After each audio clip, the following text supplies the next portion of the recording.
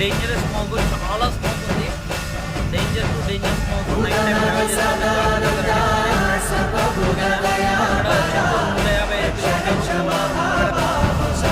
very డేంజర్ఫుల్